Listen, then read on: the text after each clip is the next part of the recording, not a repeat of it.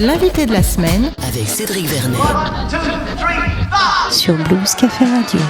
Bonjour à tous. 10 ans après l'énorme succès de Soul Man, Ben l'Oncle Soul, devenu simplement Ben, revient sur le devant de la scène avec l'album Red Mango. Exit la Soul Revival pour un son et une identité plus moderne.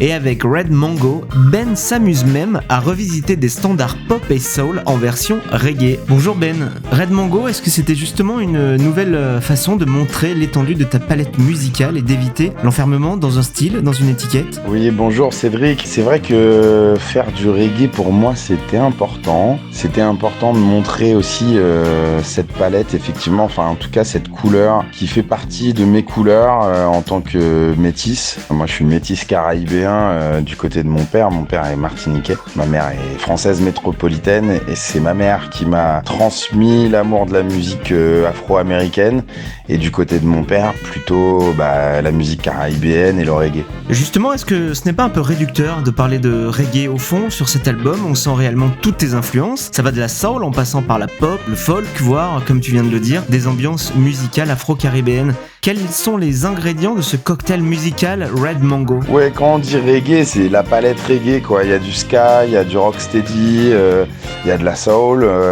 L'idée, c'était de toute manière de faire un projet métissé qui rendait hommage, on va dire, quand même au reggae, notamment un label qui s'appelle Studio One et qui est un label jamaïcain et qui faisait cet exercice dans les années 60-70 de prendre les standards radiophoniques de l'époque, plutôt soul, funk des radios américaines, et de le faire version reggae. Il y a quand même de la soul dans les choix aussi des morceaux ou de la pop. Quand on reprend Rihanna par exemple, qui est très pop à la base, c'est un clin d'œil parce qu'elle est barbadaise aussi et que le R&B, le rhythm and blues fait aussi partie des musiques que j'adore.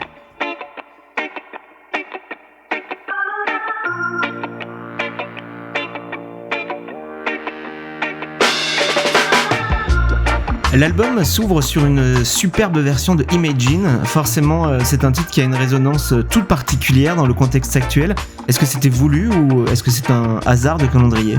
Si c'est un hasard, c'est un malheureux hasard parce que malheureusement, Imagine, c'est un titre qui résonne depuis plus de 50 ans à bien des endroits sur la surface du globe. Aujourd'hui peut-être un peu plus parce qu'il y a la médiatisation de cette guerre en Ukraine qui est flagrante et qui est lourde, mais bon, j'ai envie de dire que ce message de paix, d'amour, de fraternité et de partage, c'est quand même des valeurs qui sont en train de disparaître dans un monde d'arrivistes, de consommateurs, C'est très difficile de répondre à cette question sans avoir un petit peu un goût amer en bouche, mais par contre, l'idée au contraire, c'était de balancer ce message d'espoir qui à l'époque n'était pas calculé parce que la guerre en Ukraine n'avait pas du tout encore éclaté au moment de l'enregistrement du morceau, mais il résonnait déjà avec pas mal de faits d'actualité et notamment l'espèce de vague, le retour du racisme très ouvert qu'il y a en ce moment aux États-Unis, c'est assez atroce, notamment, voilà.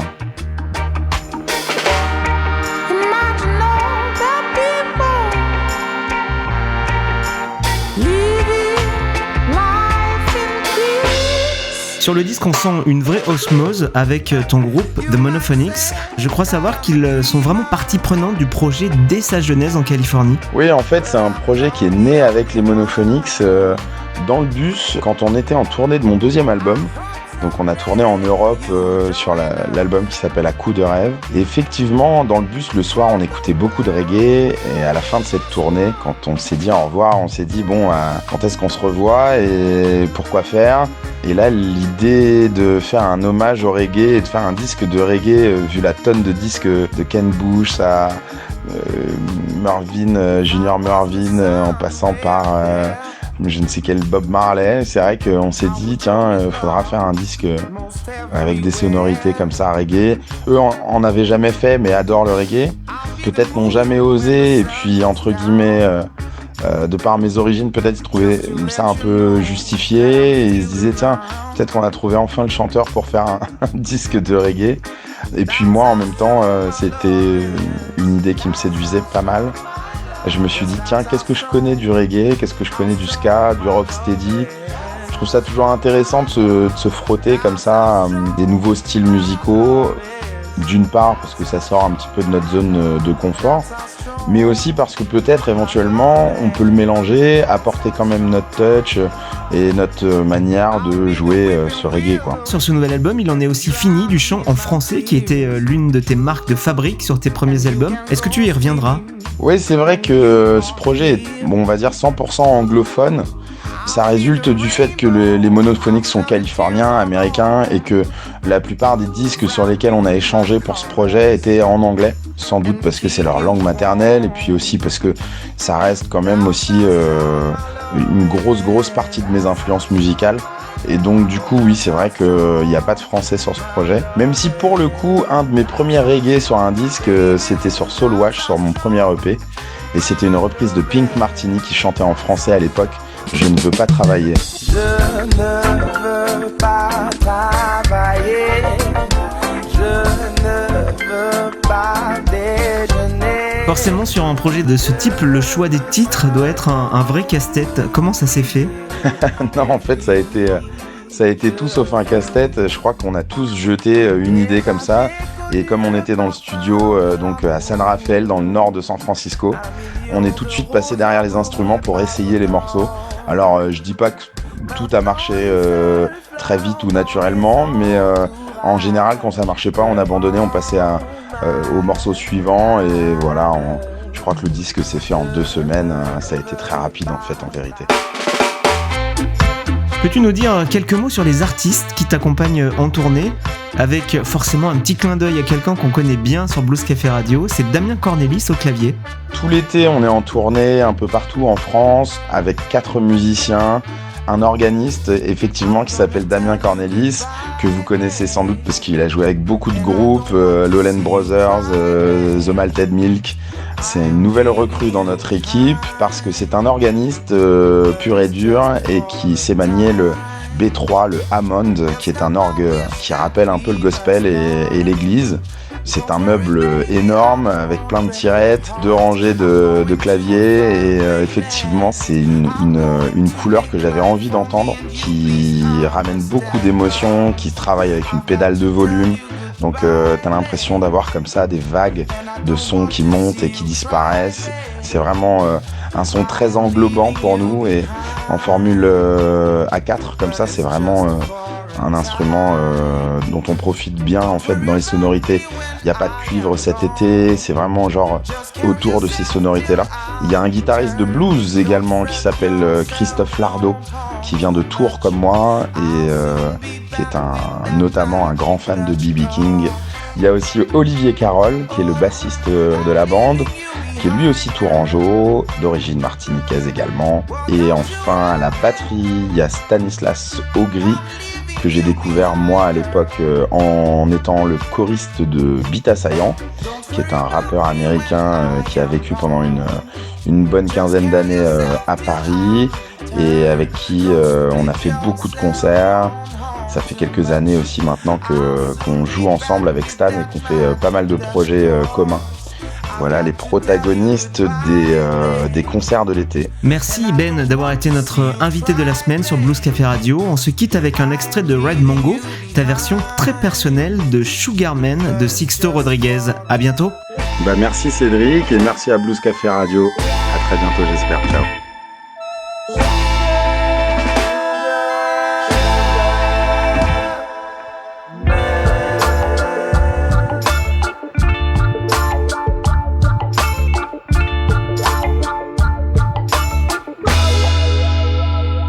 Sugar man, won't you hurry? 'Cause I'm tired of seas. For a blue corn, won't you bring back all those colors to my dreams? Silver magic ships you carry, jumpers cold, sweet man.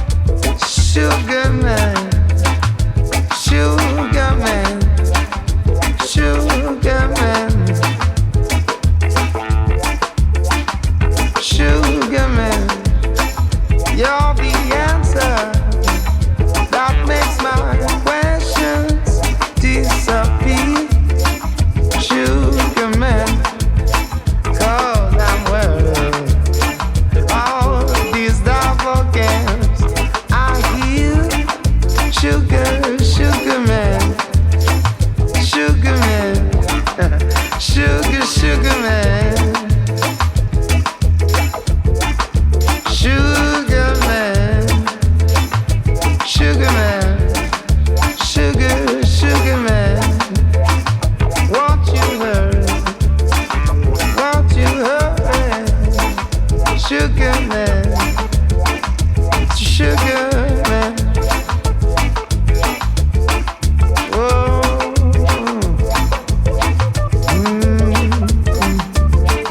Ben était notre invité cette semaine sur Blues Café Radio. Pour retrouver l'ensemble des podcasts, rendez-vous sur le www.bluescaferadio.com.